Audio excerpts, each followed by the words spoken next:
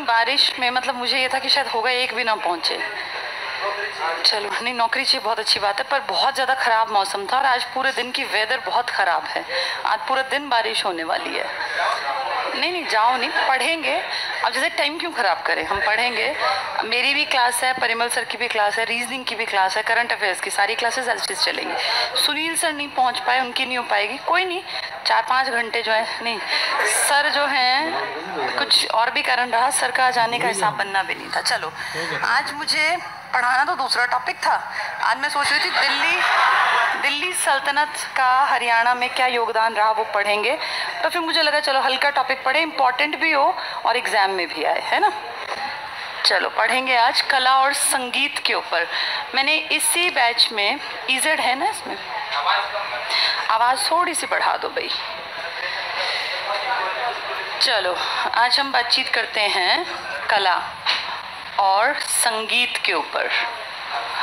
तुम सबके पास या तो ऐप नहीं होगा, है ना, ऐप वाले घर से भी ले सकते हैं क्लास, ऐप में दिक्कत नहीं होनी।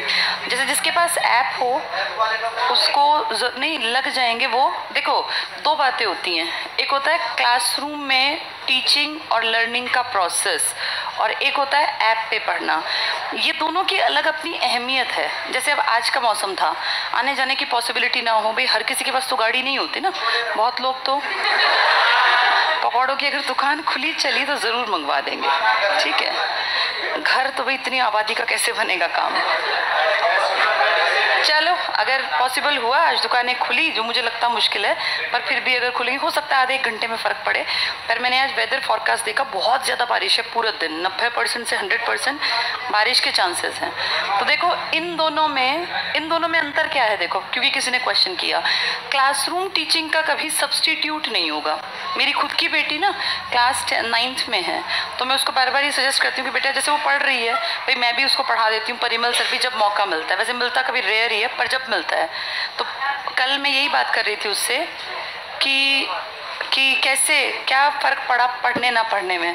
तो उसने ये कहा कि मम्मा क्लास में पढ़ने में जो मज़ा आता था ना, वो अकेले पढ़ने में नहीं आता, और कान की एक लीड लगा के तुम उसको हर टाइम देखते रहो, कोई कितनी देर पढ़ लेगा। तो जो मज़ा क्लासरूम में है, क्लासरूम में सबसे बड़ी चीज़ है हमें कंपटीशन फील होता है, और इसको फील करने से अपने आप लगता है कि नहीं मुझे पढ़ना चाहिए।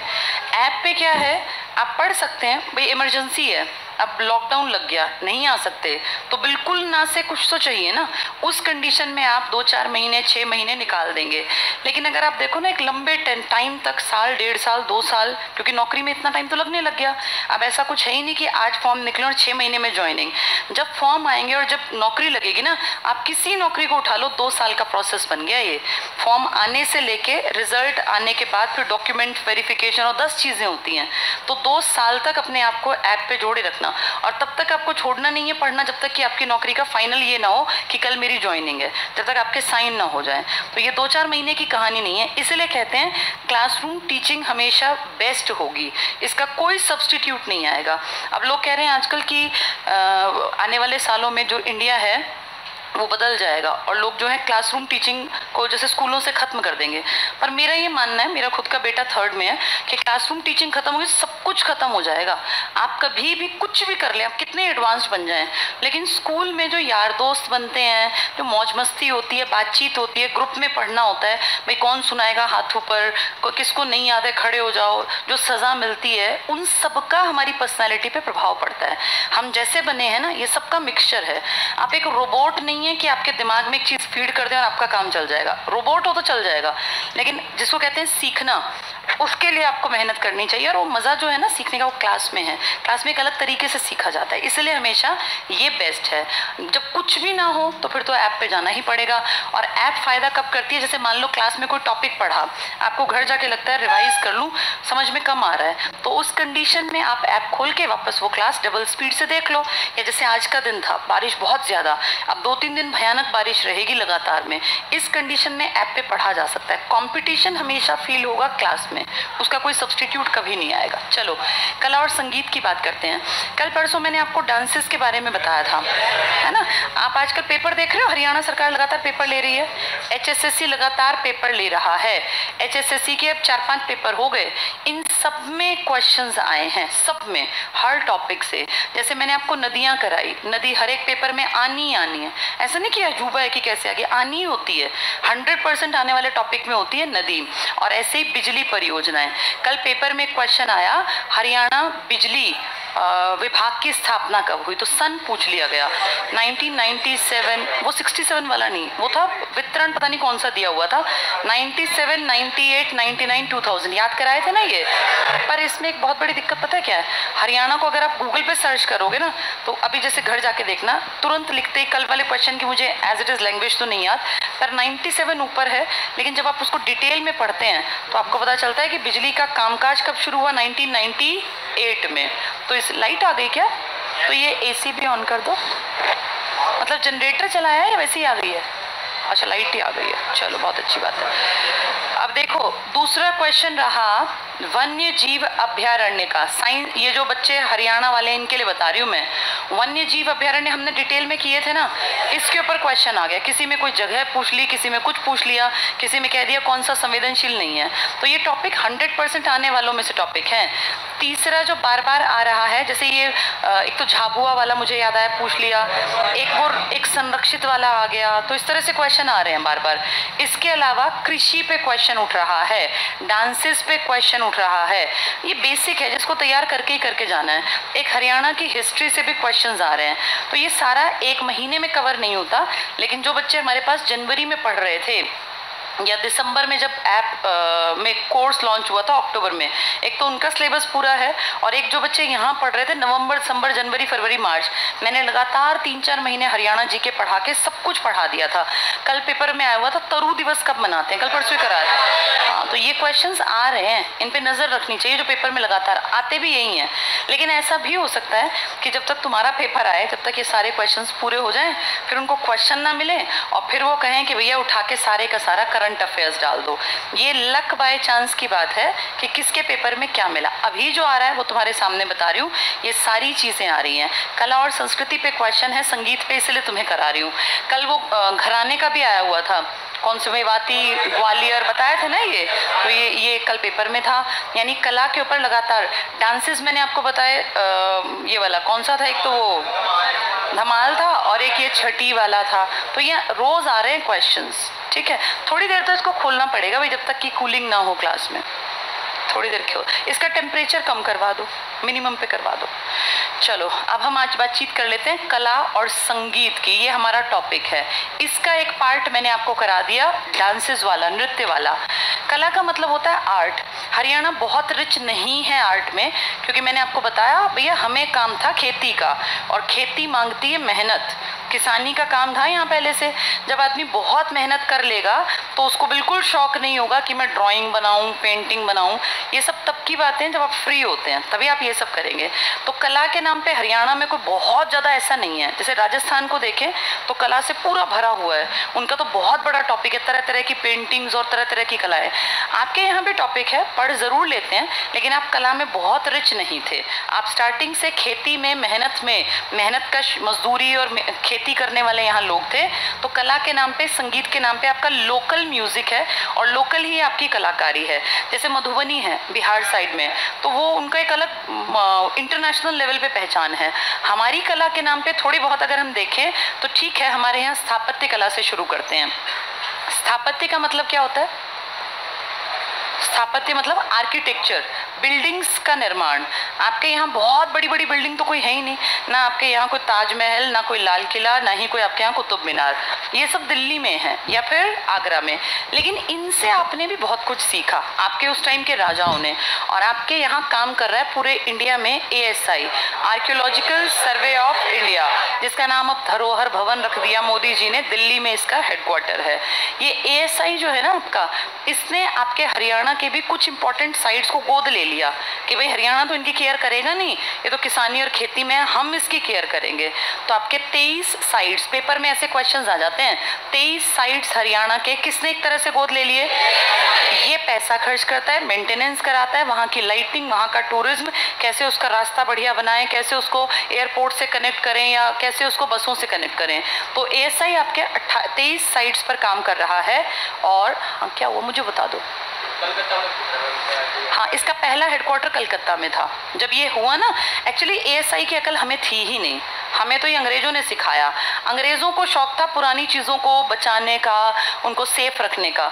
तो जब आपके यहाँ 1900 की स्टार्टिंग हो रही थी ना, तो आपके यहाँ पे एक डिपार्टमेंट बनाया, आर्कियोलॉजिकल सर्वे ऑफ इंडिया, और उस टाइम पे लॉर्ड कर्जन के टाइम में इसमें काम हुआ। और फिर धीरे धीरे करके ASI ने आपके पुराने राजाओं के टाइम की बिल्डिंग्स को, जैसे जो खंडर टाइप थी, इनको थोड़ा रेनोवेट किया, सुंदर बना दिया और कहा ये एक आर्कियोलॉजिकल सर्वे ऑफ इंडिया का हेडक्वार्टर बना देते हैं। और क्योंकि आपकी पहली राजधानी क्या थी, कलकत्ता, तो इसलिए ASI का दफ्तर भी, हेडक्वार्टर भी कहाँ बनाया, कलकत्ता।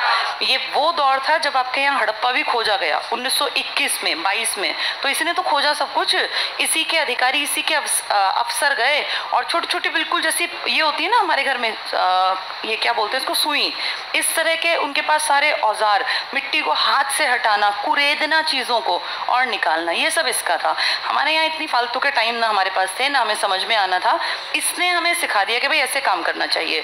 तो ASI, लेकिन आपकी राजधानी फिर दिल्ली आई, तो दिल्ली में आपको म्यूजियम बड़े बनाने पड़े, भाई विदेशी घूमने तो राजधानी में आएंगे ना, तो आप सारी इंपॉर्टेंट चीज़ों को उठा के कहाँ शिफ्ट कर लाए, दिल्ली, जो कि पहले कहाँ थी। चाहे वो सुप्रीम कोर्ट था वो भी कलकत्ता में था, आपका दिल्ली आ गया। ऐसे ही आपकी राजधानी चेंज होने के बाद आपने ASI को भी आज अगर कहेंगे तो कहाँ है हेडक्वार्टर, दिल्ली। और उसका नाम क्या रख दिया, भाई ये हमारी पुरानी हेरिटेज है तो इसका नाम रख दिया धरोहर भवन, इसके हेडक्वार्टर का। इस ASI ने दिल्ली को बहुत सुंदर बना दिया। आज जो दिल्ली इतना सुंदर है, दिल्ली में लोग कुतुब मीनार, कुतुब कॉम्प्लेक्स में जाते हैं, कभी आप जाओ तो देखना, अच्छा एहसास देता है वो। ऐसा नहीं कि वो बिल्डिंग तब से ऐसी ही है, टूटी फूटी खराब हुई, पैसा खर्च किया, उसको दोबारा रेनोवेट किया और इस तरह से उस धरोहर को आज तक बचा के रखा है आर्कियोलॉजिकल सर्वे ऑफ इंडिया ने। इसने आपके यहाँ भी साइट्स देखी, भाई आपके यहाँ गुड़गांव था, हांसी हिसार था, पृथ्वीराज चौहान की कचहरी थी, किला था आपका गोहाना में था, दुनिया भर में, मतलब हरियाणा में बहुत सारे। तो इसने 23 साइट्स को कहा कि इन पे हम पैसा खर्च करेंगे, यहाँ की सारी रखवाली, मेंटेनेंस, इनकम, जितना खर्चा आएगा हम देंगे। तो 23 साइट्स किसने गोद ले ली। अब ASI काम कर रहा है, धीरे धीरे आपकी स्थापत्य कला में विकास हो गया, सुधार हो गया। तो धरोहर अब आपके हरियाणा में भी बची हुई हैं। जैसे एक बहुत बेसिक सी बात अगर मैं करूं तो आपके यहाँ एक मीनार मिलती हैं थोड़ी थोड़ी दूरी पर, जिसको कहते हैं कोस मीनार।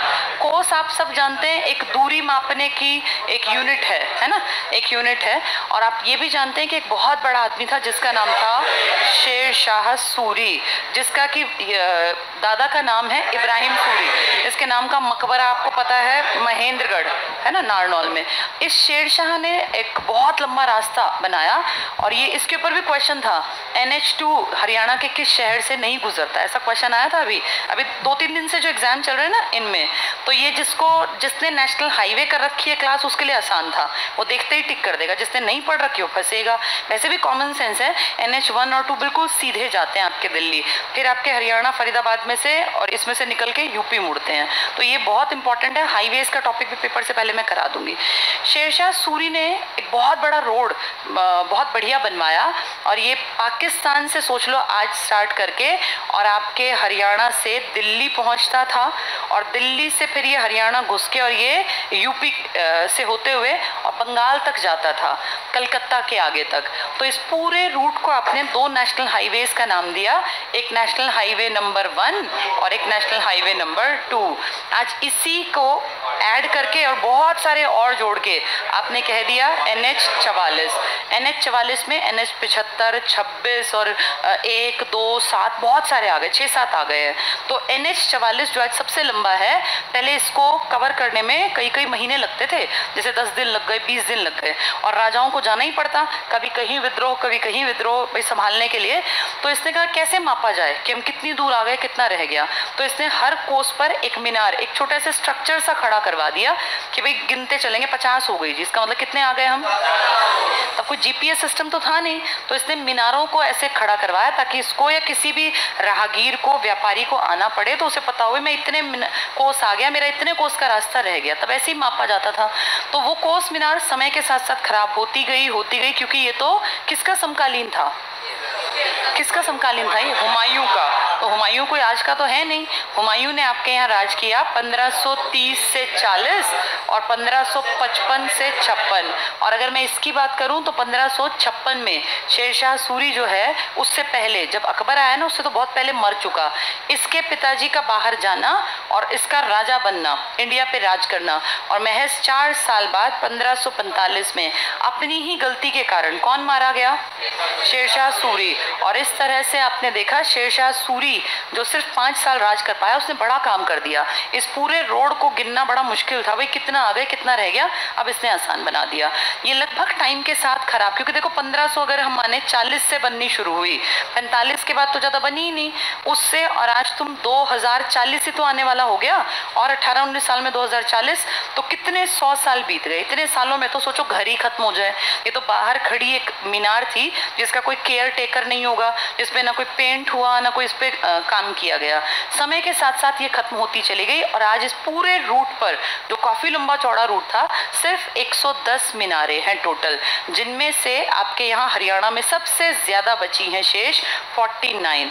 लगभग आप लगा लो 150 के आसपास है, 110 नहीं 150 के आसपास, तो 1/3 है। 1/3 आपके हरियाणा में है। तो हरियाणा के लिए तो बड़ी चीज है ही कोस मीनार।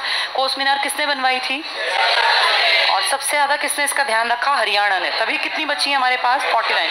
टोटल देश में कितनी बची हैं, तो सोचो ये कश्मीर में भी थी, पंजाब में भी थी, आपके यहाँ भी, और ये पूरा आगे बंगाल तक थी, लेकिन शेष जो बची आपके यहाँ बची कोस मीनार। ठीक है, तो ये शेरशाह सूरी की है। इसके अलावा अगर आपकी पुरानी बात करें, ये तो बात हुई मध्यकाल के आसपास की, पुरानी बात करें तो आपका जिक्र, हरियाणा का जिक्र पुरानी बहुत सारी वेदों की किताबों में, जैसे ऋग्वेद में आपका नाम है ना, क्या लिखा हुआ है, रज हरियाणे। तो हरियाणा ऐतिहासिक टाइम से कला का भी कहीं ना कहीं इसका जिक्र आया।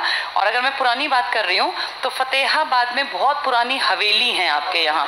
अगर पूछे सबसे पुरानी हवेली कहाँ बची है, ये आप भी जानते हैं कि फतेहाबाद मध्यकाल में बना होगा, बसा होगा, क्योंकि किसने बसाया था, फिरोज शाह तुगलक।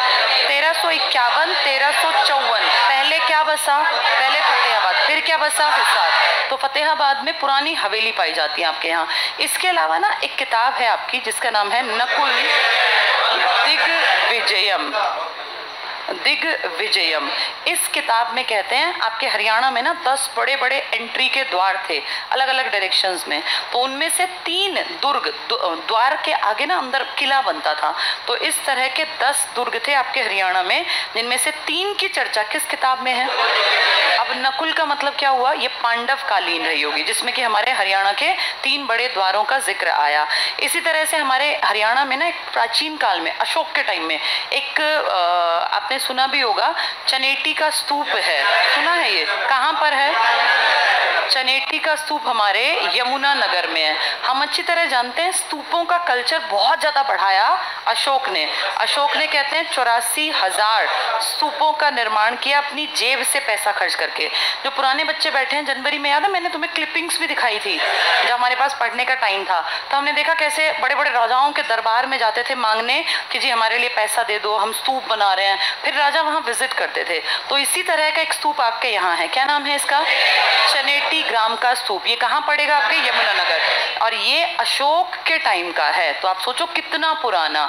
ये हमें किसने बताया, हमें नहीं पता था। ये एक विदेशी घूमने आया बौद्ध धर्म से जुड़ा हुआ, जिसका नाम था ह्वेन सांग, ह से ह्वेन, ह से हर्षवर्धन। तो ये किस राजा के टाइम में आया, ये हरियाणा क्यों आया? क्योंकि हर्षवर्धन की पहली राजधानी हम ही थे, हनेसर थी। तो जहाँ राजा की राजधानी वहाँ तो आएंगे ना विदेशी घूमने। तो इस तरह से हर्षवर्धन के काल में एक विदेशी जिसका नाम है हुएनसांग, जो चीन से महात्मा बुद्ध के लाइफ के बारे में पता करने, किताबें इकट्ठी करने आया। ये बड़े चालाक थे। आज जिनको आप देखते हो ना, देश बहुत आगे हैं, जैसे हम पिछड़े हैं। हमारे पिछड़ेपन का कारण पता है क्या है? हम लोगों ने कभी भी अपने ज्ञान को सहेज के नहीं रखा। ज्ञान बहुत था हमारे देश में ही, एक से एक वैज्ञानिक और पता नहीं कितनी बड़ी बड़ी हस्तियां पैदा हुई। जैसे आप ही के देश में तो आर्यभट्ट था ना, वराहमिहिर आप ही का था जिसने जंतर मंतर उस टाइम पे बना दिए। कितने तेज दिमाग साइंटिस्ट रहे होंगे वो। भाई जंतर मंतर आज तक लॉजिकल है। और पता है जंतर मंतर में दिल्ली में तुम जाओगे ना, एक कमरा आज भी अंडरग्राउंड है। और हमने गाइड जैसे हमें बताया, वैसे आम आदमी को पता नहीं चलता, इसमें सिर्फ एक ईंट की जगह है। और जानते हो उस एक ईंट में से सिर्फ 2 दिन प्रकाश अंदर जाता है, एक 21 मार्च को और एक 23 सितंबर। कितना प्री प्लान्ड, बढ़िया, कितनी ज्यादा नॉलेज। अब तुम आज बना के देखना एक ईंट इसमें से बस 2 दिन प्रकाश अंदर जाए, ऐसा नहीं होगा हमारे घर में। उस टाइम पे इतना बढ़िया समझ, एक एक किरण की डायरेक्शन पता थी। ये किरण इतने बजे यहाँ एंटर करेगी, तभी तो जल घड़ी और सूर्य घड़ी और कैसे बनी है। जल घड़ी में जल से पता देते हैं समय कब क्या होगा, सूर्य घड़ी में सूर्य यहाँ है तो अब ये लोकेशन, ये वाला ग्रह यहाँ, ये ऐसा। जैसे अजीब है, हम इतने इंटेलिजेंट थे, लेकिन दिक्कत आपके उस इंटेलिजेंस को आपने क्या नहीं किया, सहेजा नहीं। और आपके यहाँ राजाओं को फुर्सत ही नहीं मिली अपनी बड़ाई लिखवाने से। जितने बड़े बड़े कवि हुए आदिकाल में, वो तो कैसे कवि थे, चारण और भाट। असली जो साइंस की आपकी किताबें थी ना, वो लिखी थी, लेकिन ये अंग्रेज इतने चालाक थे, आपकी ओरिजिनल सारी किताबें ले गए। आज अगर आप लंदन लाइब्रेरी में जाओ ना, तो वर्ल्ड की बेस्ट हैंड रिटन किताबें लंदन में हैं, चाहे वो अफ्रीका के राइटर्स ने लिखी हो और चाहे वो इंडिया के राइटर्स ने। आपके पास तो हुमायूं की सगी जो सौतेली बहन गुलबदन बेगम ने लिखा था, वो भी नहीं है। वो भी कहाँ है? लंदन की ब्रिटिश लाइब्रेरी में। आपके पास कुछ ओरिजिनल नहीं है। कारण एक तो आपने खुद ही नहीं सहेजा, और जो बीच बीच में आए ना मध्यकाल में खासकर, इन्होंने फड़वा दी किताबें। जैसे किसी भी इंसान को आगे बढ़ाने में सबसे इंपॉर्टेंट होता है ज्ञान। इस ज्ञान पे वार करो, पीढ़ियां बर्बाद। और आपके देश में यही हुआ। इसीलिए आपके देश में ना, हरियाणा में खासकर, ये चीजें हैं नहीं। नालंदा पूरी जला दी थी 4 महीने। जब वो जली तो उसमें कितना ज्ञान था, कहाँ से लाओगे? जैसे मैं और तुम है ना, हम जिस पीढ़ी के हैं, हम रटते हैं चीजों को, हमारे पास वो नॉलेज नहीं है जो उनके पास थी। उन लोगों को प्रैक्टिकल जिंदगी का अनुभव था। उन्होंने किताबें लिखी, जीवन कैसे स्टार्ट हुआ, कैसे यहाँ तक आया, हर चीज लॉजिकल थी। लेकिन वो किताबें आपके विदेशी ले गए और उन्होंने कितनी चालाकी से पढ़ा, ट्रांसलेट कराई, अपनी भाषा में लिखवा दी, अपनी सारी पीढ़ियों को सब कुछ पढ़ा के इंटेलिजेंट बनाया, और हमारा सारा ज्ञान ऐसे ही खत्म हो गया। उनमें से कुछ बचे खिचों का हम जो बातचीत कर रहे हैं, ये उनके बारे में है। आपके यहाँ जैसे मैंने अभी जिक्र किया, चनेटी का स्तूप है, किसने बनवाया था? अशोक ने। और कब बना होगा ये सोचो, अशोक का टाइम पीरियड क्या था, कब था अशोक राजा? 273 ईसा। लड़की यहाँ से चली जाओ, यहाँ से रास्ता है। 273 ईसा पूर्व से, और कब तक रहा था ये? कब रहा था बताना? 32 ईसा पूर्व। अशोक के बारे में पता होना चाहिए, इतना बेसिक सा। 273 ईसा पूर्व में ये राजा बना। फिर कहते हैं इसने 99 भाई मारे अपने 4 साल तक। यानी कब ये ओरिजिनल राजा बना? 269 ईसा पूर्व। मैं डेट्स उल्टी क्यों लिख रही हूँ ये पता है हमें, क्योंकि ये ईसा पूर्व में राजा है। इसके बाद राजा बने, इसको सिर्फ 8 साल बीते थे। और 261 ईसा पूर्व में कौन सा युद्ध हुआ? कलिंग। और इस तरह से कलिंग युद्ध के बाद इसने सब काम छोड़ दिया। भाई जो लेट आए ना, उनको थोड़ा सा ऐसे स्पीड से अपने आप एडजस्ट कर लेना चाहिए। कोई बात नहीं, बैठ जाओ, जहाँ जगह मिल रही है बैठ जाओ, ठीक है। अब उनको बोल दो आधा घंटा ना एंट्री दें, बस अब बातचीत नहीं करो, जो ये आए कम से कम ये पढ़ ले, ठीक है। तो देखो, इस अशोक ने आपके यहाँ भी काम किया। कौन सा स्तूप बनवाया इसने? चनेटी का। कहाँ है चनेटी का? इसका मतलब आपके हरियाणा के आसपास। सोचो, हर्षवर्धन भी बड़ा राजा, उत्तर भारत का अंतिम प्रतापी राजा हर्षवर्धन है, इसने भी काम किया। पृथ्वीराज चौहान ने भी काम किया। नकुल दिग्विजयम यानी पांडवों के टाइम में भी काम हुआ। तो धीरे धीरे करके आपके हरियाणा में कला का विकास तो होता गया, लेकिन उतना प्रमोशन नहीं मिला। कारण राजा यहाँ टिके नहीं। जिनकी मैंने अभी नाम लिए, जिनके बारे में बातचीत की, या तो वो दिल्ली बैठे रहे, या फिर वो आगरा राजधानी बना के बैठे रहे, या थानेसर से वो शिफ्ट करके कहाँ चले गए? कन्नौज यानी यूपी चले गए। तो ये सारा एरिया में कभी कभी आपके यहाँ भी आना जाना हुआ, इसलिए आपके यहाँ थोड़ा बहुत कला के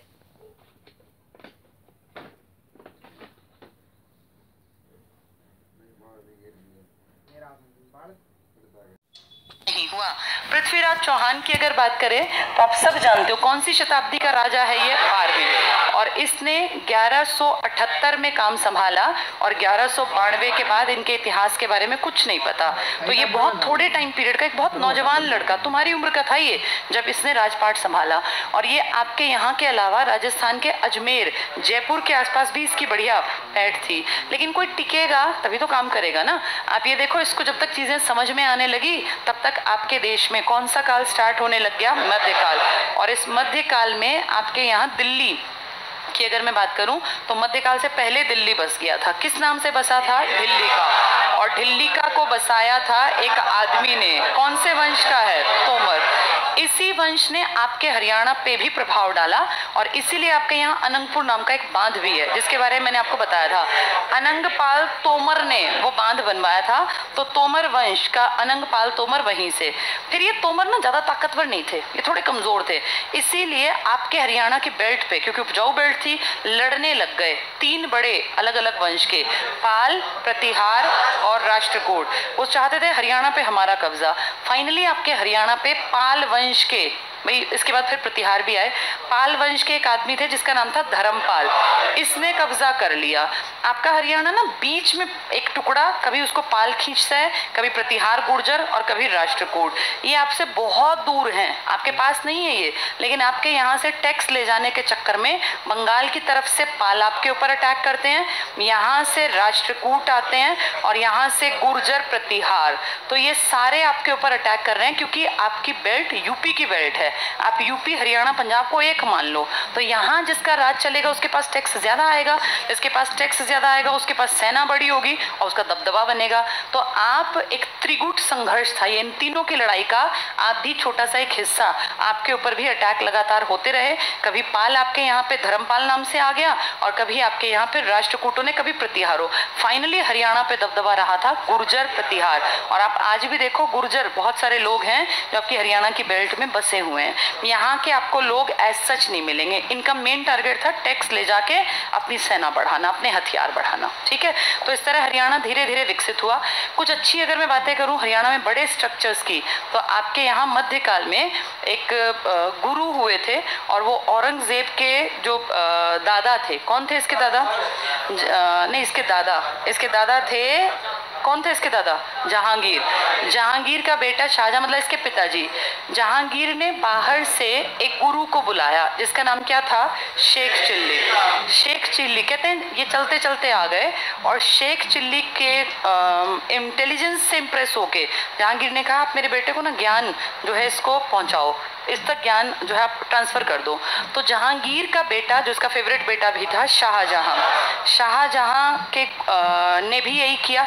जहांगीर ने शेख चिल्ली को, फिर शाहजहां ने भी अपने बेटे का गुरु बनाया। कहते हैं शाहजहां पे उतना प्रभाव नहीं पड़ा, असली प्रभाव जो पड़ा वो किस पे पड़ा? दारा शिकोह पे। कुछ लोग कहते हैं कि नहीं ये शेख चिल्ली जो है इसी के टाइम में आया। ये 2 अलग अलग किताबों में अलग अलग बातें लिखी हैं।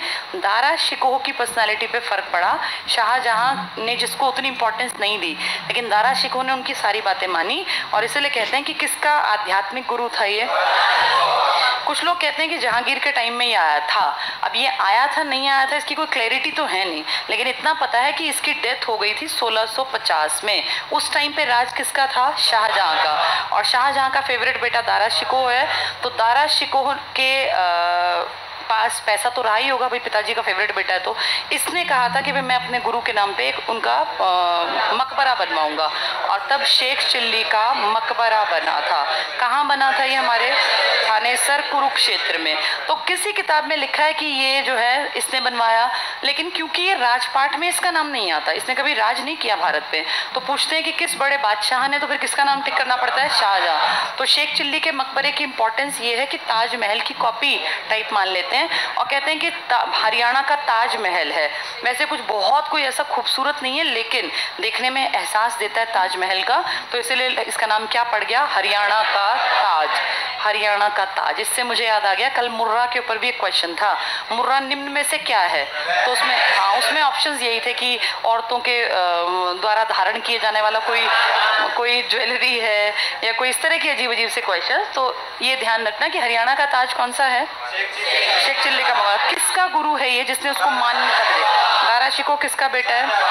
किस बादशाह के टाइम में बना? बादशाह पूछा तो शाहजहां, क्योंकि मरा उसके टाइम में है। फिर ये 1658 में जाके शाहजहां का राज खत्म होगा, तब तक तो ये बन बना के पूरा फेमस हो चुका था। ठीक है, यहीं पे आपके यहाँ मुगल काल की स्टार्टिंग में कौन आया था? पहला मुगल कौन था आपके यहाँ? जैसे ये तो हम एंड पढ़ रहे थे, पहला मुगल कौन था? बाबर। इस बाबर ने जब यहाँ कदम रखा तो बाबर पता है क्या, छोटा सा एक कुछ ना के बराबर मान लो फरगना का शासक, कुछ नहीं था इसके पास, मार काट लड़ाई झगड़े में इसका जीवन बीता था। और जब ये यहाँ आया ना तो उसने देखा इतनी बड़ी प्रॉपर्टी खाली पड़ी है। जैसे इसके वहाँ जब ये वहाँ लड़ता था ना, पुराने टाइम में लड़के ही हिस्सा लिया जाता था, वरना कोई हिस्सा देता नहीं था। तो ये फरगना का शासक था, इसने कुछ हिस्से लूटे तो इसका अपना हिस्सा किसी ने लूट लिया। फिर ये अपने वापस हिस्से में आया तो इसके पिछले हिस्से, मतलब परेशान था, ये अपने जीवन में दुखी था बाबर। और बाबर को मौका मिल गया इंडिया आने का, और जो एक बार इंडिया आ गया, इसकी हरियाली, इसकी प्रसिद्धि और इसकी रिचनेस देख के यहाँ से वापस नहीं गया। उनमें से एक बड़ा नाम कौन था? बाबर यहाँ आया तो आप सब जानते हैं, हम वैसे ही बहुत दुखी थे अपने यहाँ के राजा से, जिसका नाम क्या था? इब्राहिम। क्योंकि इब्राहिम लोदी जो है ना, इसने कई गड़बड़ की और ये धर्मांध था, अपने धर्म के लिए पागल था। हरियाणा में ज्यादा लोग जो थे ना वो मुस्लिम नहीं थे, हिंदुओं का बाहुल्य था। तो इसने हिंदुओं को जब जबरदस्ती धर्म परिवर्तन की तरफ धकेला तो हिंदू इसके एंटी हो गए। और इसने कोई बहुत अच्छा काम भी नहीं किया, इसलिए इससे कोई ज़्यादा इंप्रेस भी नहीं था। ये बहुत थोड़े से टाइम का राजपाट था इसका। ये 1517 में बना था और 1526, 9 साल में राजा प्रिय बनना मुश्किल होता है। प्रिय बनने के लिए 20-30 साल काटते ना, कुछ अच्छा करवाए। तो लोग इससे बहुत ज़्यादा खुश नहीं थे, इसलिए जब इसके ऊपर अटैक हुआ ना तो जनता पीछे हट गई। मरता हो कल आज मरे, हमें क्या मतलब, मर जाएगा तो हमें कोई दिक्कत नहीं। और इसी कारण से एक बड़ी सेना लेकर भी कौन हार गया? क्योंकि जहाँ का राजा है ना, वहाँ की जनता अगर उसके साथ नहीं है तो वो 100% हारेगा, क्योंकि जनता ही शय दे देगी ना बाहर वालों को, कहीं ना कहीं नुकसान पहुंचा देंगे। बाबर अपनी चालाकी से, समझदारी से जीत गया। बाबर की युद्ध पद्धति बहुत अच्छी थी और इसीलिए बाबर ने इसको हराया, और हराने के साथ साथ मार भी दिया।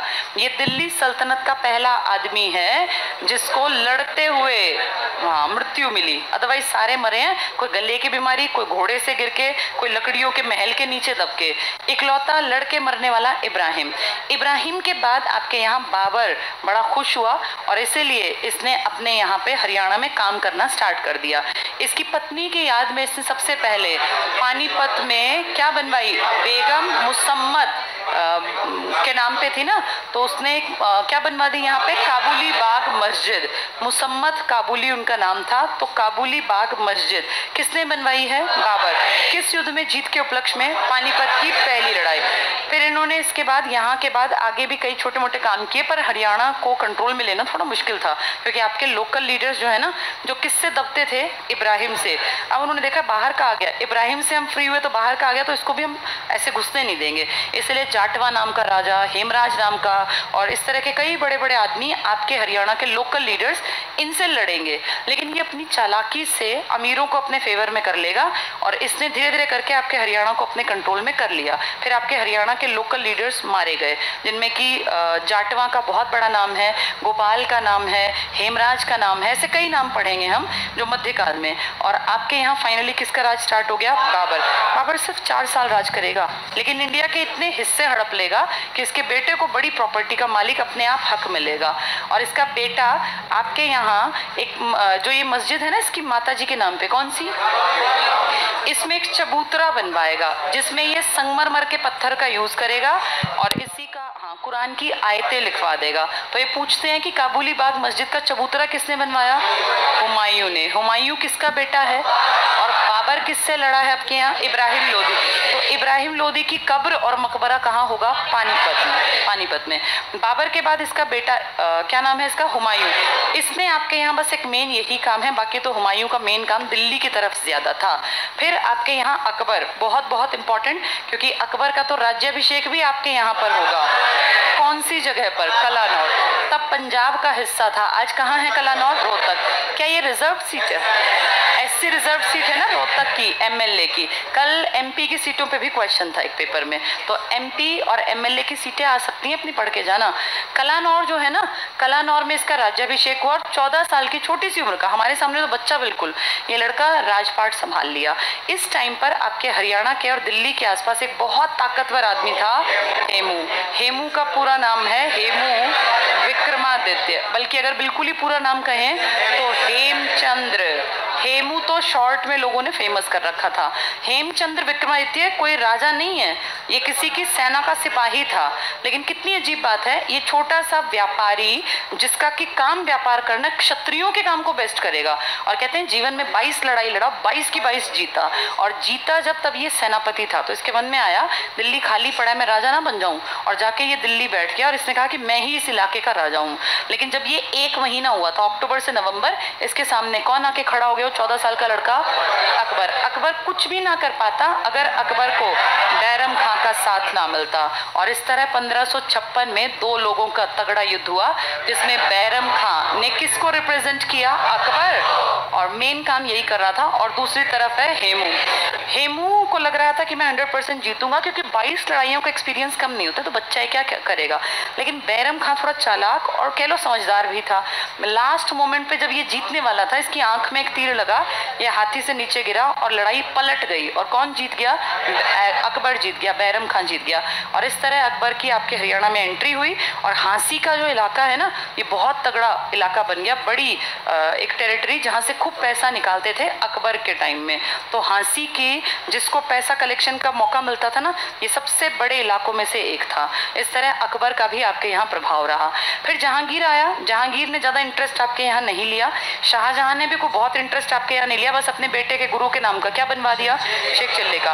औरंगजेब जो है वो कट्टर था और आपके यहाँ से चिढ़ता भी था लोगों से, तो उसने कई नुकसान किए हरियाणा के। लेकिन फाइनली जाके आपका हरियाणा अंग्रेजों के कब्जे में आ गया। पहले बीच में मराठों के पास भी रहा था। और अंग्रेजों ने आपके यहाँ मेन जो काम किया वो टैक्स कलेक्शन का किया। आपके यहाँ डेवलपमेंट के नाम पे कोई बहुत काम नहीं किया, लेकिन टैक्स आपने खूब दिया, धड़ल्ले से दिया, क्योंकि आपके यहाँ बहुत ज़्यादा खेती होती थी। तो सोने की चिड़िया कहलाने का एक बड़ा कारण था। हमारे यहाँ के टैक्स के पैसे से ही ये जमींदार पुराने टाइम में अमीर बन के बड़े बड़े मंदिरों का निर्माण करवाया और उनमें मूर्तियों की स्थापना करवाई। आपके हरियाणा में एक मूर्ति बहुत फेमस थी, चक्र स्वामी। ये बहुत जैसे 8-8, 10-10 फुट के आदमियों की फोटो भगवान के रूप में, और उनके हाथ में चक्र, जैसे भगवान श्री कृष्ण का सुदर्शन चक्र है ना, उनका कोई नाम नहीं लिखा, आपने नहीं लिखा है कृष्ण है विष्णु, लेकिन सुदर्शन चक्र टाइप चक्र बना के ये चक्र स्वामी की आदम कद की मूर्तियां, जहां थोड़ा गरीब राजा थे उन्होंने पत्थरों की बनवा दी, जो अमीर थे जिनके पास टैक्स ज्यादा आता सोने की बनवा दी। तो एक टारगेट बना लिया विदेशी लोगों ने, जब उनको पता चला कि आपके पास बहुत पैसा है, सोना खड़ा है आपके मंदिरों में, कि हम लोग किसको लूट ले? मंदिरों को। और फिर जहां जहां पत्थर की मिलती इनको नष्ट करते, और जहां सोने की मिलती उसको अपनी बैलगाड़ियों में लाद के और अपने देश निकल जाते। इस तरह से कला के नाम पे आपकी सारी चीजें खत्म करते चले गए। वैसे तो बहुत ज्यादा था ही नहीं कुछ, लेकिन जितना था वो भी खात्मे की तरफ है। और अब थोड़ा बहुत बचा खुचा ASI काम कर रहा है कि वो डेवलप हो जाए, उसके बारे में थोड़ा सा पढ़ लेते हैं। चलो आज किताब भी पढ़ लेंगे, लेकिन किताब इसी में से पढ़ा देती हूँ, किताब अपने आप फिर पढ़ लेना। हरियाणा का कला और संगीत संस्कृति का पार्ट होते हैं, ये कल्चर का। देखो पहला पॉइंट, हरियाणा सांस्कृतिक दृष्टि से समृद्ध है, ऐसा तो हम कहेंगे। रियलिटी क्या है? कुछ नहीं ज़्यादा, लेकिन हम क्या कहते हैं? भैया समृद्ध। हम क्यों लिखें कि हम समृद्ध नहीं, हम कहते हैं हम तो बहुत आगे हैं। और विभिन्न कलाओं और सांस्कृतिक गौरव को धारण किए हुए अपनी हमेशा पढ़ाई करनी चाहिए, चाहे हमें पता हो कि कुछ भी नहीं है। दिव्यावदान, दिव्यावदान क्या है? एक किताब। आपके यहाँ महात्मा बुद्ध आए थे क्या कभी? महात्मा बुद्ध का पूरा सर्कल यही तो था, महाजनपद। क्या आप महाजनपद का हिस्सा थे? कितने महाजनपद थे? आप किसका हिस्सा थे? कुरु। तो कुरु महाजनपद में कभी ना कभी घूमते फिरते ये भी आए होंगे। खैर इनके आने के साक्ष्य इतिहास में हैं, लेकिन ये बहुत रुके नहीं आपके यहाँ। हो सकता है आपके यहाँ लोग सुनते ना हो इतनी बातें, तो ये ज्यादातर रहे अपना कौशल के आसपास, श्रावस्ती जो इनका पैतृक इलाका था। भाई आदमी जब बड़ा बन जाता है तो सबसे ज्यादा काम वो करना चाहता है अपने, जहाँ माँ बाप, जहाँ दादा दादी पुरानी पुश्तें रही हों, तो ये वहीं घूमे। आपके यहाँ आए, उससे जुड़ी कुछ बातें आपके इतिहास में हैं। इसके बाद कई इनके फॉलोअर्स आपके यहाँ आए, तो एक किताब लिखी गई है दिव्यावदान। दिव्यावदान किस धर्म की है? बौद्ध धर्म की। तो दिव्यावदान में वर्णित है रोहतक नगर। इस रोहतक की महिमा बहुत है, ये हर जगह लिखा हुआ है। नकुल दिग्विजयम में भाई कहते हैं इतना सुंदर शहर था, बिल्कुल हरा भरा, और यहाँ बिल्कुल हरियाली चारों तरफ, जहाँ नजर जाए इतना सुंदर बसा हुआ कि इसका वर्णन जितने लोग आए ना उन्होंने किताबों में किया। जैसे सोनीपत का वर्णन हर जगह नहीं है, कहीं कहीं है, हर जगह नहीं, लेकिन रोहतक का वर्णन हर जगह किया गया। एक तो वैसे भी हरियाणा के मध्य में था, बिल्कुल हरा भरा, बहुत सुंदर।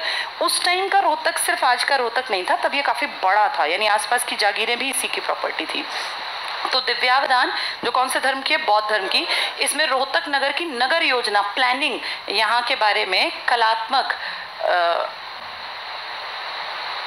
ये विजिबल है सबको? तो कलात्मक विशेषता का एक नमूना है कि आपका सबसे सुंदर बहुत उस टाइम का कौन सा शहर था? रोहतक। इसके बाद है कला एक व्यापक संप्रत्यय है, इसके बारे में जानकारी देने के लिए भागों में बांट दिया। पहला है हरियाणा में स्थापत्य कला, आर्किटेक्चर, बिल्डिंग्स। तो आपके टाइम में अब आप देख रहे हैं बहुत पुरानी बिल्डिंग भी हैं, मध्यकाल की भी हैं और प्रेजेंट की भी हैं। भारतीय पुरातात्विक सर्वेक्षण ASI, archaeological survey of India, जिसके हेडक्वार्टर का नाम है धरोहर भवन दिल्ली में, इसने हरियाणा में कितने स्मारकों को संरक्षित थे? आपके यहाँ हैं बहुत सारे, लेकिन इसने पैसा लगाया 23 में। हरियाणा की स्थापत्य कला को प्राचीन काल, मध्यकाल और ब्रिटिश कालीन स्थापत्य में विभाजित किया गया। आपके यहाँ पहले कैंट थोड़ी थे, अंग्रेजों ने कैंट बनाया ना। कहाँ बनाया? अम्बाला कैंट। कल पेपर में था क्वेश्चन, अम्बाला कैंट कब बना? अम्बाला कैंट बना है 1843 में, शिफ्ट हुआ है। बना कब था? 1841 में। कब बना था? 1841। 41 से पहले इस पे काम हुआ, लेकिन इसकी जो लॉजिकल डेट मानी जाती है 1841। 41 से फिर ये ट्रांसफर कर दिया 43 में। और देखो सुनो, उसी के साथ एयरफोर्स कैंप बना दिया अंग्रेजों ने, क्योंकि उनको पहाड़ियों में कई बार जैसे एयरफोर्स की जरूरत पड़ती। और ये क्वेश्चन कल था 1848 में, यहाँ पहली हवाई पट्टी बनी थी। कहीं लिख लो, ये दोबारा कहीं रिपीट होगा। ये 1848 में अम्बाला में एयरफोर्स कैंप बना, और पहली, भाई एयरफोर्स है तो उनको हवाई जहाज तो उड़ाने पड़ेंगे ना, तो पहली एयर स्ट्रिप बनी, पहली हवाई पट्टी। लिखो 1848 में, कहीं भी लिख लो जहां तुम देख लो, रोज नजर में आ जाए। अम्बाला में एयरफोर्स कैंप, आपके दो ही तो एयरफोर्स कैंप फेमस हैं, दोनों रिजर्व सीटें MP की, अम्बाला और सिरसा। देख लो, अम्बाला में एयरफोर्स स्टेशन 1848 में बना। 1948, मैंने 18 बता दिया, 1948। 1848 में, अंग्रेजों के टाइम में 41-43 में काम हुआ था। लिखो एयरफोर्स स्टेशन जो हमने बनाया अपना, अंग्रेजों ने बनाया था लेकिन उतने बड़े लेवल पे नहीं। दोबारा सुन लो, फिर एक दो गलती करेंगे, एक बार सुन लो इसको। देखो मैं लिख देती हूँ, उसको देख के लिख लेना। देखो इजेड नहीं चला, ये सामने से लिख लो। हाँ, बोर्ड पे देख के इसको लिख लो। 1841, 1843 और 1948, ये अंग्रेजों के टाइम में क्या बना था? 1841 में अम्बाला नहीं, पहले करनाल लिख लो। करनाल में क्या बना था? कैंट, जहाँ इनकी सेना और फौज थी। फिर 1843 में कहाँ चला गया ये? अम्बाला। अम्बाला में शिफ्ट हो गया, शिफ्ट। और 1948 में आपने अपना पर्सनल पैसा लगा के, अंग्रेजों ने भी काम किया था लेकिन उतना नहीं, आपने अपनी एयर फोर्स की हवाई पट्टी बनाई, जहाँ पे आपको ज़रूरत पड़े तो आपको हवाई जहाज़ या इस तरह का पड़ोसी पाकिस्तान गड़बड़ करे तो आपको यहाँ से अटैक करना आसान रहे। हवाई पट्टी, एयरफोर्स। एयरफोर्स स्टेशन दो ही हैं आपके यहाँ, कहाँ कहाँ? अम्बाला और सिरसा। अब एक आधा, अब भी 1848 मत लिख लेना, 1843 तक ये है। उसके बाद 1848 में काम हुआ था, लेकिन आप मान्यता इसको देंगे, ठीक है? क्या था? बहुत सारे हरियाणा की मेन पट्टी जो, नहीं, क्वेश्चन ज्यादा पूछा था। क्या पूछा था क्वेश्चन? होती है तो या तो ये वाली पट्टी कर देती, भिवानी की साइड वाली सारी पट्टी। क्या क्या था? देखो फरीदाबाद में तो कपास नहीं होती ज़्यादा, पलवल को कहते हैं कॉटन सिटी, लेकिन कपास बहुत ज़्यादा वहाँ भी नहीं है। इस राजस्थान की पट्टी में है, जो ऑप्शन में हो तो फिर भिवानी टिक करना पड़ेगा। अगर पूछ रहे हैं कहाँ ज़्यादा, पहला नंबर हमेशा भाग के जाना होता है सिरसा। सिरसा ना मिले तो उसके साथ लगती पट्टी में मिलेगा कहीं ना कहीं। चलो लिख लिया ये वाला क्वेश्चन। अच्छा वापस जल्दी से आ जाते हैं। चलो हम पढ़ रहे थे एयरफोर्स अम्बाला कैंट, ये देखो प्राचीन काल में। तो पहला पॉइंट है इसका, राज्य के शहर में तो हो गया ना। सबसे पुरानी हवेली कहाँ है? फतेहाबाद। फतेहाबाद किसने बसाया? कौन से सन में बसाया? यमुना यमुनानगर में नर नारायण गुफा, बहुत इंपॉर्टेंट, पुराने टाइम की है, वैदिक काल की, जब भगवान वगैरह हुआ करते थे। नर नारायण गुफा स्थित है, प्राचीन समय की वास्तुकला का बेस्ट नमूना है। तो पूछे नर नारायण गुफा कहाँ है? यमुनानगर में। राज्य में 10 प्रसिद्ध दुर्गों का उल्लेख मिलता है। 3 की चर्चा किस किताब में है? नकुल। कितने दुर्ग थे आपके यहाँ? 10। 3 की चर्चा किस में आई? नकुल। नर नारायण गुफा, यमुनानगर। और पहला पॉइंट क्या था? ये फतेहाबाद। सबसे पुरानी हवेली कहाँ है? फतेहाबाद में। नेक्स्ट है मध्यकाल, यानी पुराने टाइम में को बहुत बड़ा कुछ तुम्हारे यहाँ नहीं मिला। हिसार का गुर्जरी महल, हिसार का बसा 1354 में। किसने बनवाया? ये फिरोज शाह तुगलक ने। यहीं पे तो लाट की मस्जिद भी है। कुछ लोग कहते हैं वो अशोक की मस्जिद वो था, उसने बनवा रखा था। स्तंभ, स्तूप नहीं, स्तंभ था। स्तंभ होते हैं ऐसे पिलर, स्तूप होता है गोल टॉम्ब टाइप। बाद में तुड़वा के इसने उसका नक्शा बदलवाया। तो हिसार का गुर्जरी महल, नारनौल का जल महल। सेकेंड जब युद्ध हुआ था ना, हमारे कौन थे राजा इंडियन? हेमचंद्र, ये इंडियन था। और बाहर से कौन आया था? अकबर, बैरम खां के संरक्षण में। इस युद्ध में ना एक हरियाणा के आदमी ने हेल्प की थी। आगे जाके जैसे ये जो इसमें पढ़ेंगे, कहीं आगे आएगा वो, उस आदमी का बहुत बड़ा योगदान था किसको हरवाने में? जिसकी आंख में तीर लगा था, शेरशाह सूरी, इसको सॉरी हेमू को। तो हेमू को उसने हरवाया ना, इस बारे में खुश होके उसको एक जमीन दान दी थी कि तू इसको रख। और ये हिसार की तरफ से एक राजा ने दी थी। वहां बाद में उसने क्या बनवा लिया? जल महल।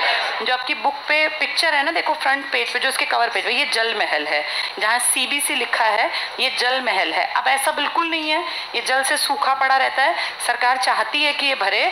और पुराने टाइम में जब इसको बनाया गया तो 21 साल कंस्ट्रक्शन चला। 1570 से 1591 में जाके ये बन के तैयार हुआ। 21 साल के इस कंस्ट्रक्शन में एक बहुत सुंदर चीज क्या निकल के आई? हाँ, इसको ध्यान से सुन लेना। 70 सेकेंड युद्ध कब हुआ था? 1556। फिर इसको दी होगी जागीर, फिर इसने टैक्स इकट्ठा करके पैसा जोड़ा होगा, फिर इसने जल महल बनवाया होगा। ये शाह कुली खान ने बनवाया था। उस टाइम पे जागीर हुआ करते थे वो। बूढ़िया का रंग महल है। कुछ लोग कहते हैं बूढ़िया किसके जन्म से संबंधित है? बीरबल। और ये रंग महल बीरबल के जन्म स्थल पर ही के पास ही बनाया गया, यमुनानगर में है। ये कहाँ है? नारनौल में। ये है आपके फतेहाबाद में। ये जो अंबाला लिखा है ना, इसको काट के यमुनानगर याद कर लेना। ये आकर्षक उदाहरण है। कैथल में भारत की पहली महिला शासिका, जो मैंने बार बार बताया आपको, रजिया सुल्तान, इसकी गुंबद है। इसका असली मकबरा है दिल्ली के चांदनी चौक में, बिल्कुल निगलेक्टेड। आप देख के बता ही नहीं सकते, बिल्कुल बकवास दिखता है, कोई इंपॉर्टेंस नहीं। लेकिन इसका गुंबद आपके यहाँ पूछेंगे अगर हरियाणा में, तो आप कहना हमारे हरियाणा के कहाँ है? कैथल में। और बहुत सुंदर बनाया हुआ है। ये मध्यकाल की वास्तुकला का बेस्ट एग्जाम्पल। दिल्ली गुड़गांव सीमा पर एक बहुत ऐसा आदमी था जो आदमियों को मारने में झिझकता नहीं था। नाम था बलबन। इस बलबन को आपके हरियाणा के मेवात के मेवों ने इतना दुखी किया, इतना दुखी कि ये फ्रस्ट्रेट हो गया कि अब मैं क्या करूं। और इसके जब कुछ भी बस में नहीं रहा, तो जब ये राजपाट संभाला ना, इसने सबसे पहला काम कहा मेवात के जंगल कटवाओ, क्योंकि मेवाती इसके ऊपर अटैक करके जंगल में भाग के छिपते थे। उनको तरह तरह की ट्रिक्स पता थी, कहाँ भागना है, कहाँ तक आदमी नहीं पहुंच सकता। अब ये कितनी लाखों की फौज भेज ले, लेकिन जंगल में कहाँ ढूंढोगे तुम आदमी को? और वो तो पेड़ों पर चढ़ के कहीं से तीर मारेंगे, कहीं से भाले। तो इसने कहा पहले इसके जंगल साफ करवा दो। इस तरह से इसने मेवों को खत्म कर दिया था। और इसके जो खास आदमी थे ना, उनको इसने मरवाने भेजा। कहते हैं मेवों को मार के उनकी गर्दन काट के और मीनार बनाई थी पूरी, और वहां बैठ के फिर इन लोगों ने जश्न मनाया था। तो ये बहुत ज्यादा हरियाणा के लिए तो नुकसान करेगा ये आदमी। इसका नाम क्या है? बलबन। ये हांसी का इक्तादार था एक टाइम पर। तो दिल्ली गुड़गांव की सीमा पर इसने एक दुर्ग बनवाया, नाम रखा गोपालगिरी। ये बहुत आता है। गोपालगिरी का दुर्ग किसने बनवाया? बलबन। कहाँ बनवाया? दिल्ली गुड़गांव की सीमा पर गोपालगिरी का, जिसे बलबन ने बनवाया। बलबन इंपॉर्टेंट कैरेक्टर है इंडियन हिस्ट्री में भी। यहाँ पुरानी धार्मिक इमारतें, अगर हमारी बात कर रहे हैं कि धर्म के नाम पर क्या है, तो सबसे प्रमुख इमारत है आपकी चनेटी का स्तूप। कहाँ है ये? यमुनानगर में। उत्कृष्ट बेस्ट वास्तुकला का नमूना है। छत किसी राजपूत महल की तरह इसकी बनाई गई है, और इसकी स्थापत्य कला अकबरी शैली की। तो देखो दो का मिक्सचर है, राजपूताना भी और अकबरी स्टाइल। किसमें है ये? आपकी चनेटी। कहाँ पड़ेगा ये? यमुनानगर में। और ये पुरानी इमारतों में सबसे पुरानी इमारत है, चनेटी का स्तूप। ये इंपॉर्टेंट है। कितना ऊंचा है ये? 8 मीटर ऊंचा है, ये पता होना चाहिए। नेक्स्ट है ब्रिटिश कालीन स्थापत्य। अंग्रेजों ने भी हमारे यहाँ किया ना बहुत सारा काम, कुछ घर बनाए स्पेशल, ऑक्टर लोनी हाउस इन्हीं के देन है। ब्रिटिश काल में अनेक बस्तियां और भवनों का निर्माण आधुनिक पद्धति से किया गया। हरियाणा में आधुनिक विधि से बसाया गया पहला शहर करनाल। वैसे आपका जो सबसे सुंदर शहर है वो आपकी राजधानी है, लेकिन अगर कहें हरियाणा का तो वो आपका नहीं है। फिर आप कहेंगे हमारा सबसे सुंदर शहर कौन सा है? आधुनिक विधि से बनाया गया, और आज आपकी सीएम सिटी भी है। इसको बहुत सुंदर प्लान्ड तरीके से सेक्टर्स काट के बनाया। वैसे ऐसा सबसे सुंदर शहर था चंडीगढ़ पे, कल क्वेश्चन आया हुआ था राजधानी पे, ली कार्बूजियर ने बनाया, सबको पता है ना ये। उससे पहले काम किया था एक अमेरिकी और एक कहाँ का आदमी था, पोलैंड का नोविकी करके उसका नाम था, उसने डिजाइन बनाया, लेकिन वो मर गए दोनों। पोलैंड वाला जब मर गया ना तो अमेरिका वाले ने कहा मेरा दोस्त मर गया, मैं भी नहीं काम करता, और दोनों काम को अधूरा छोड़ के बिना पैसे लिए चले गए। फिर एक आदमी आया ली कार्बूजियर स्विट्जरलैंड का, इसको पैसा दिया कि तू इसको पूरा कर, और तब जाके आपका शहर बसाया गया। कौन से वाला? चंडीगढ़। तो चंडीगढ़ आपका अपना बसाया हुआ है, लेकिन उसमें सारा नक्शा विदेशी ली कार्बूजियर का है। अगर पूछे हरियाणा में तो इसमें किसका नाम टिक करोगे? करनाल का। अगला है 1806 में अंग्रेजों ने हरियाणा के करनाल में सैन्य छावनी और बैरकों का निर्माण कराया, लेकिन ये फेमस नहीं हुआ। ये 40 के आसपास जब ये क्रांति की लहर आने वाली थी ना, तब ये सबको पता चला। 43 में छावनी को कहाँ ले गए? ये अंबाला। अगर आपको पेपर में 43 ना मिले तो 1805 और 6 मिलेंगे। अब जो पेपर आ रहे हैं ना, कल एक और बहुत बड़ी मिस्टेक पेपर में पूछा, हरियाणा में वर्तमान में कौन सी विधानसभा चल रही है, और ऑप्शन सुन लो, ऑप्शन 8वीं, 9वीं, 10वीं और 12वीं। सबसे बड़ी विधानसभा 12वीं दे रखी थी। 12वीं पता है 2009 में थी तुम्हारी, 12 साल बीत गए उसको, वो क्वेश्चन अब उठा के दे दिया। यानी पेपर सेट करने वाला कितना ज़्यादा पढ़ा लिखा होगा ना, इसने सोचा कि हाँ सही क्वेश्चन, और वर्तमान लिख दिया। होना हो उसने किसी किताब को उठाया जिसमें लिखा था, कॉपी कर दिया। अब कौन सी विधानसभा चल रही है? अब आप देखो क्या करें हरियाणा का कुछ भी नहीं कर सकते, आप कुछ नहीं बिगाड़ सकते इनका, और वो अब बिल्कुल हक से कहेंगे तो क्या हो गया। आप कह लो ये बात, पेपर सेट जो करता है उसको राजनीति की थोड़ी तो अकल होनी चाहिए ना, कि एमएलए एमपी कुछ भी दे सकते हैं। ये 2-3 क्वेश्चन बिल्कुल धड़ल्ले से गलत हैं कल और परसों के पेपर में, लेकिन क्या करोगे? और कह देंगे नहीं इसमें तुम्हें 12वीं टिक करनी थी, वही मानी जाएगी।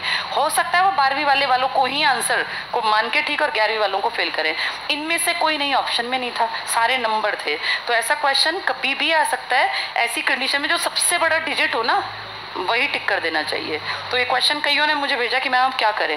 मैं कहा भाई अब तो कुछ भी नहीं कर सकते, लेकिन जो सबसे बड़ा था, पर फिर भी अगर आप भरोगे ना 12वीं तो 2009 में थी आपकी। चलो अब इसमें अगर क्वेश्चन आ गया तो क्या टिक करोगे? अगर 43 नहीं मिला तो 5 और 6 जब वो मेन काम हुआ था, फिर 41 में गड़बड़ चली, फिर 43 में चेंज हो गया। वर्तमान समय में ऑक्टर लोनी हाउस है, एडम्स हाउस है, अंग्रेजों के बनाए हुए, यूरोपीय और भारतीय स्थापत्य कला के मिश्रण का प्रतिनिधित्व है ये। ठीक है, अब देखो पहला गुर्जरी महल है, सुनते जाओ और पढ़ते जाएंगे। आप सबको पता है आपके हरियाणा के 2 बड़े शहर, एक हिसार और एक फतेहाबाद, किसने बसाए हैं? इसकी पत्नी के लिए इसने बनवाया तो नाम पड़ गया गुर्जरी महल। इसी को प्रेम महल भी कहीं कहीं किताबों में लिखा है, तो पूछे तो हमें समझ जाना है इसकी बात कर रहे हैं। गुर्जरी महल या गुर्जरी महल हिसार, क्या हिसार 1354 में ही बना था? और फतेहाबाद, ठीक है, इस महल का निर्माण फिरोज शाह तुगलक ने करवाया। लाट की मस्जिद भी है, बलुआ पत्थर के स्तंभ से निर्मित है। हम क्या मानते हैं, ये स्तंभ हमारे अशोक का था और इसका जो अंदर का मटेरियल है वो वही है, लेकिन इसने उसका थोड़ा सा रंग वंग बदल के, क्योंकि लाल बलुआ पत्थर को थोड़ा बहुत चेंज कर दिया, और हमारे अशोक मतलब बौद्ध धर्म या हिंदू धर्म वाले को इसने बदलवा के क्या करवा दिया? मुस्लिम धर्म। और उसके आगे मस्जिद बनवा के उसका नाम पड़ गया लाट की मस्जिद। मस्जिद सामने है, उसके सामने एक लाट खड़ी हुई है जो कि वैसे तो किसकी है? अशोक की, लेकिन अब किसके नाम जाएगी वो? फिरोज शाह के। काबुली बाग मस्जिद, पानीपत 1527। मुगल वंश के संस्थापक बाबर ने पानीपत के युद्ध में विजय के उपलक्ष्य में मस्जिद का नाम बाबर की पत्नी काबुली बेगम के नाम पर रखा गया। और यहाँ चबूतरा हुमायूं ने। इब्राहिम सूरी किसके दादा? शेरशाह सूरी किसका दुश्मन था? हुमायूं थोड़ा मूर्ख भी था, जा जाके उससे लड़ता था। वो ठीक ठाक अपने बिहार में बैठा था, सासाराम में, इसको शांति नहीं हुई, वहां गया, उसको परेशान किया, उसने फिर 1 साल फिर छोड़ दिया, फिर गया, फिर वो पीछे इसके आया, फिर इसने देखा यहाँ तो पूरा इलाका खाली है और मैं क्यों सासाराम, मैं तो इंडिया पे राज कर सकता हूँ। तो ये है, इसके दादा थे इब्राहिम सूरी। शेरशाह, इब्राहिम खान कह लो, इब्राहिम सूरी एक ही आदमी है। इब्राहिम लोदी अलग है, उसकी कब्र है आपकी पानीपत, लेकिन इब्राहिम सूरी, इब्राहिम खान का मकबरा शेरशाह ने अपने दादा के लिए नारनौल में बनवाया। नारनौल 1540, तभी इसने राजपाट संभाला, तभी हरियाणा इसको मिला। पर्शियन शैली में निर्मित है, शेरशाह सूरी ने करवाया इसका निर्माण।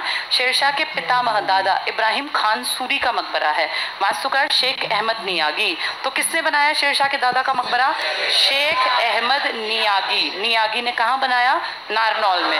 इसको जमीन कैसे मिली नारनौल की? बिहार का था तो, क्योंकि कौन भाग गया? हुमायूं देश छोड़ के भाग गया, फिर ये यहाँ आ गया। नेक्स्ट है कोस मीनार। एक एक कोस पर थी ना गिनती की, अब कितनी बची हैं? 150, जिनमें से 49 अकेली हरियाणा में। कोस मीनार जीटी रोड पर 1540, क्योंकि तभी इसको पैसा मिला ज़्यादा। इसका निर्माण शेरशाह सूरी ने करवाया। अपने राज्य में प्रत्येक कोस पर एक मीनार बनवाई जो दूरी का एक प्रतीक था। तो कोस मीनार किस चीज़ के लिए थी? दूरी मापने के लिए। 150 लगभग बची हैं, 49 आपके यहाँ। जल महल। जल महल क्या खास है? किसको प्रॉपर्टी मिली थी? जिसने किसकी मदद की थी? किसकी मदद की थी? बैरम खान की। और किसके खिलाफ काम किया था? अपने इंडियन राजा के खिलाफ विदेशियों की मदद की, तो बदले में प्रॉपर्टी मिल गई। प्रॉपर्टी में बना लिया 21 साल पैसा लगा के जल महल और आसपास की बिल्डिंग। तो जल महल नारनौल में है, 1591 में बन के तैयार हुआ। निर्माण शाह कुली खान ने करवाया। ये स्मारक भारतीय और पश्चिमी शैली के मिश्रित रूप को प्रदर्शित करता है। ये बहुत आता है। जल महल कहाँ है? किसने बनवाया? किसने बनवाया? शाह कुली खान ने। कुली ने जल ढोया, ऐसे याद कर लेना। बूढ़िया का रंग महल किसका जन्म स्थल मानते हैं हम? अपने यहाँ बीरबल का। तो ये अंबाला में नहीं है, यमुनानगर। यमुनानगर बना कब है? KRPY 89, उससे पहले अंबाला था। 3 मंजिल के इस महल का निर्माण शाहजहां के किसी दरबारी ने करवा दिया। तो शाहजहां के टाइम में बीरबल बिल्कुल नहीं था, बीरबल अकबर के टाइम में था, लेकिन वो मर गया। उसके मरने के बाद किसी को लगा कि मैं उसके लिए बनवा दूं, तो उसने ये रंग महल बनवा दिया। नेक्स्ट देखो, शेख चिल्ली का मकबरा है। कहाँ है ये? थानेसर। थानेसर आपके कुरुक्षेत्र में है। 1650 इस मकबरे का निर्माण शाहजहां के बेटे दारा शिकोह द्वारा करवाया गया।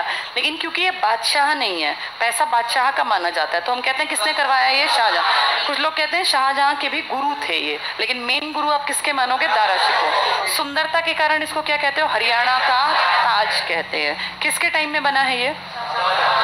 शाहजहां। इस मैप को हम इसको यहाँ से पढ़ देती हूँ, मैप अभी उतना नहीं इंपॉर्टेंट, किताब में पढ़ाऊंगी।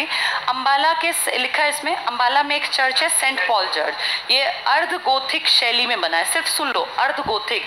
आपका और यूरोपियन कल्चर, जैसे आपके मंदिर होते हैं ना ट्रायंगल जैसे होते हैं, ये स्टाइल अलग होता है। इसमें वैसे नीचे से मंदिर जैसा, लेकिन ऊपर की जो बिल्डिंग है वो गोल टाइप कर देते हैं और उसमें 4 ऐसे अलग अलग मीनार सी निकाल देते हैं, तो इसे कहते हैं अर्ध गोथिक। हांसी का किला सर्वश्रेष्ठ किला समझा जाता था। किसने बनवाया था? पृथ्वीराज चौहान ने। तो चौहान का किला था ये। फिर लिखा है हरियाणा का सबसे प्राचीन हिंदू मंदिर तो शाम में है, जो हिंदुओं का है। बौद्ध मंदिर भी आपके यहाँ। सबसे पुरानी हवेली आपकी फतेहाबाद में है। अगला इसमें लिखा है सबसे प्राचीन इमारत आपका चनेटी का स्तूप है, जो अभी आप पढ़ के आए 8 मीटर। किसने बनवाया? अशोक ने। और फिर लिखा है जल महल का निर्माण 1591 में अकबर के अधिकारी शाह कुली खान ने 21 साल काम चला था। फर्रुख नगर गुड़गांव में आपका शीश महल है। एक महल में शीशे चढ़वा दिए और कहते हैं ये लाल किले की फूहड़ नकल है। तो लाल किले की फूहड़ नकल कहाँ है आपके यहाँ? फर्रुख नगर। कहाँ है फर्रुख नगर? हाँ, उसमें शीश महल समझते हो? दीवारों में ना शीशे लगवाए थे अलग अलग शेप के। कहीं पे जैसे पुराने घरों में आले नहीं हुआ करते थे, तो वैसे बना के उनमें शीशे, तो पूरा चमकता था वो, उसको नाम दिया जाता था शीश महल। ऐसे ही किसी किसी को पंच महल कह देते हैं। उसमें क्या करते थे? महल के अंदर 5 अलग बिल्डिंग्स बनाते। ये सब कहलाने के कारण होते हैं। अलग अलग तलों में बांट देते तो पंच महल बनता, शीश महल बनता, इस तरह के महल बनते थे। अब देखो महम में कौन सा चबूतरा है? 24। क्या कहलाता है ये हरियाणा में? राजनीतिक। और किसको कहते हैं नर्सरी है राजनीति की? सिरसा। तुम्हारे डिप्टी, ये कल क्वेश्चन था कल परसों वाले में, डिप्टी पीएम हरियाणा से कौन रहा? तो हम जानते हैं एक ही रहा था। कौन था? देवीलाल। 2 सनों में 1989 और 1990। ये सब पेपर में आया है। तुम्हारे पास अगर पेपर हो तो देखना, है सब रिपीटेड क्वेश्चन है, बार बार आते हैं हर साल ये। हाँ, ये विधानसभा भी थी। ये सबसे ज्यादा कौन रहा था? ये वाला फिर सेट मुझे भेजा नहीं हो किसी ने, मोहिंदर सिंह चड्ढा आया था। ये हमेशा आएंगे, इनको पढ़ के जाना। पर मुझे ऐसा लगता है जब तक तुम्हारा नंबर आएगा ना, तब तक ये खत्म हो जाएंगे और फिर करंट आएगा, तो अपनी सब चीजें पढ़ना। क्या है? घग्गर कौन सा मैदान बना था, क्या क्या ऑप्शन थे ये? हाँ, नेली और बेट 2 मैदान है। जब ये भाई मेरे ख्याल तो नेली और बेट इधर वाला जो था, चलो ये कल परसों में आएगा फिर देख लेंगे। एक्चुअली मैदान भी 2 तरह के हैं, सुन लो, मेरी सुन लो। नेली और बेट का नाम अलग अलग नदियों पे दे रखा है, उसको भी कर लेंगे। क्लासेस का ये ठीक चल रहा है? ठीक है। अब कल परसों एक काम करेंगे, जो पेपरों में टॉपिक ज़्यादा उठे हैं ना, जैसे उठे तो खैर सारे ही हैं, उनको करा दूंगी। एक तो मैं चाह रही थी हिस्ट्री थोड़ी सी पढ़ा दूं, क्योंकि हिस्ट्री के क्वेश्चंस आ रहे हैं। मध्यकाल भी उन्होंने पूछा, एंशिएंट भी पूछा, और एक खेती पे क्वेश्चन आ रहे हैं, तो वो भी पढ़ लेना चाहिए। और जब तक तुम्हारा टाइम आए तब तक करंट आएगा ना, तो मैं करंट भी पढ़ा दूंगी तुम्हें। ऐसा ना हो वहाँ जाओ पता चला एक भी क्वेश्चन आया ही नहीं। ये कोई बड़ी बात नहीं है, एक भी ना आए किताब में से। अभी जो चल रहे हैं ना, 99% क्वेश्चन वो हैं जो सबको पता थे कि आएंगे, कुछ अनोखा नहीं आ रहा। हार्डली 2 से 3 क्वेश्चन को आप कह सकते हैं टफ है, अदरवाइज सारे सबको पता थे कि क्वेश्चन आएगा, वो आ रहे हैं। लेकिन ऐसा कितने दिन चलेगा? अगर 2 पेपर और हो गए 2-4 शिफ्ट के, तो क्वेश्चंस खत्म। फिर इतनी जल्दी रिपीट नहीं करेंगे इन क्वेश्चंस को, अगले साल रिपीट करेंगे। तो अपनी तैयारी ऐसी रखना, करंट भी अच्छा तैयार कर लेना। हरियाणा में 2018 और 17 के पेपर उठा के देखना, 2-4 पेपर तो थे बिल्कुल पता था कि किताब से बनेंगे, और 2-4 पेपर ऐसे हैं जिनमें आया ही नहीं कुछ भी, सारा करंट अफेयर्स। फला मंत्री को कौन सा डिपार्टमेंट दिया, किसका एरिया बड़ा है, अभी ये वाली योजना कहाँ लॉन्च हुई। तो अपने आप को यूँ तैयार करके जाना। लड़कियों के टाइम तक तो 100% करंट आने स्टार्ट हो जाएंगे, जब तक तुम्हारा पेपर आएगा ये खत्म हो जाएंगे ना क्वेश्चन। लड़कों का पेपर जल्दी है, लेकिन SI तक तुम्हारा भी ये सब खत्म हो जाएगा। जो ये बेसिक जनरल क्वेश्चन है ये सब खत्म होके फिर करंट पढ़ लेना अपना। दोनों पढ़ना, क्या पता वो आ जाए।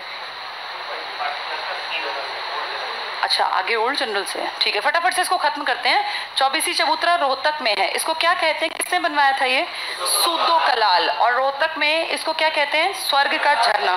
जानते हो यहाँ एक पुराने ज्ञानी चोर की बावली भी है। कहते हैं वो चोर वहाँ ऐसा पैसा छिपाता था, किसी को मिला ही नहीं वो कि वो पैसा कहाँ गया। ऐसे पुराने गाँव में भी कहानियाँ प्रसिद्ध हैं उसकी। शेख तैयब की गुम्बद है आपकी कैथल में, तैयब की, और इसकी खासियत है ये लाखौरी ईंटों से बनी है। ये ईंटें बड़े काम की हैं, आपके हरियाणा में कई जगह ईंट। अच्छा बस मैं क्लास छोड़ रही हूँ, लास्ट है ये। तो कौन सी ईंटों से बना है ये? लाखौरी। लाहौरी नहीं है ये, लाखौरी। इनको झज्जर ईंट भी कहते हैं, पेपर में आ जाएगा, झज्जर ईंट इन्हीं का नाम है। इसका निर्माण किसने करवाया? हजरत शाह सिकंदर। कहाँ है ये? कैथल में। क्या नाम है इसका? शेख तैयब, तैयब की गुंबद। और इसमें पठान वास्तुकला, ये पूछेंगे किसमें पर्शियन शैली, किसमें इंडियन प्लस विदेशी, ये पढ़ के जाना। बीरबल का छत्ता ज्यादा घूमते थे बीरबल, कहाँ पर? नारनौल। जन्म कहाँ हुआ? बूढ़िया के रंगमहल। बीरबल अकबर के हैं, ना अकबर ने बनवाया ना इसने जहांगीर ने। किसके टाइम में? शाहजहां के टाइम में एक आदमी ने बनवाया कई साल बाद। नारनौल में है बीरबल का छत्ता, मुगल शासक शाहजहां के दरबारी राय मुकुंद दास, ये हमने खूब पढ़ा है, मुकुंद दास का छत्ता। मुकुंद दास का महल भी कहते हैं। अकबर के शासनकाल में बीरबल यहाँ आते थे, इसलिए इसको बीरबल का छत्ता कहते हैं। ठीक है, चलो बस ये लास्ट आ गया इसका। शीश महल जिसका हम बात कर रहे थे, क्या लगे हुए इसमें? क्या कहते हैं, किसकी फुहड़ नकल की है? हमने दोनों की चीटिंग की है, शाहजहां के ताजमहल की भी और शाहजहां के लाल किले की भी, अलग अलग जगह। फर्रुख नगर कहाँ पर है ये? इससे मुझे एक टॉपिक याद आया, कल भी आया था, पेपर में बार बार आता है। पीढ़ी शब्द क्या है? बेवकूफ़ बनाने वाला नहीं जानता, इसको हम घर में पीढ़ा नहीं कहते। पीढ़ा, भाई पीढ़ा बैठने का वो शब्द है। और वो लिखते पता कैसे हैं? आदमी पढ़ के चकराए, यार ये कौन सी शब्द है। इसको बड़ा स्पष्ट जैसे पढ़े लिखे लोग बोलते हैं, भाई PD ऐसे लिख देते हैं, P और D, और कहेंगे ये निम्न में से क्या है, तो वहाँ बच्चा चकराता है, ये तो मैंने कभी सुना ही नहीं। पीढ़ा, पीढ़ी जिसको हम घर में बोलते हैं ना, पीढ़ी किससे संबंधित है? ऑप्शंस आएंगे, मेटल्स, नॉन मेटल्स। तो ये बांस का जो लकड़ियाँ और इनसे नहीं बनते, मूढ़े नहीं बनते। ये क्वेश्चन बार बार आता है, पढ़ के जाना चाहिए। टिपरा की पहाड़ियाँ पहले आता था, अब पीढ़ी फिर ऐसे दुखी कर रहा है लोगों को। तो पीढ़ा या पीढ़ी को ये बनाने वाले भी तो महान है ना, जो 9वीं पूछ सकता है विधानसभा तो कुछ भी कर सकता है। तो पीढ़ी लिख दिया तो समझना सरकंडों वाला काम है। किस तरह फेमस है ये? फर्रुख नगर। आपके हरियाणा में सरकंडे के जो ये बनते हैं ना, बैठने के मुड्डे उड़े, ये सब गुड़गांव साइड। फर्रुख नगर नंबर 1 है। लास्ट पढ़ लो, फर्रुख नगर के मुगल गवर्नर ने बनवाया ये महल, लाल बलुआ पत्थर, लाल किले जैसा है, लाखोरी ईंट और झज्जर पत्थर। झज्जर ईंट इन ईंटों का दूसरा नाम है। और लास्ट बीरबल का रंग महल कहाँ है ये? यमुनानगर। कानौड़ का किला कहाँ है? कौन कानौड़? ब्राह्मणों की जाति। चलो बाकी कल पढ़ेंगे।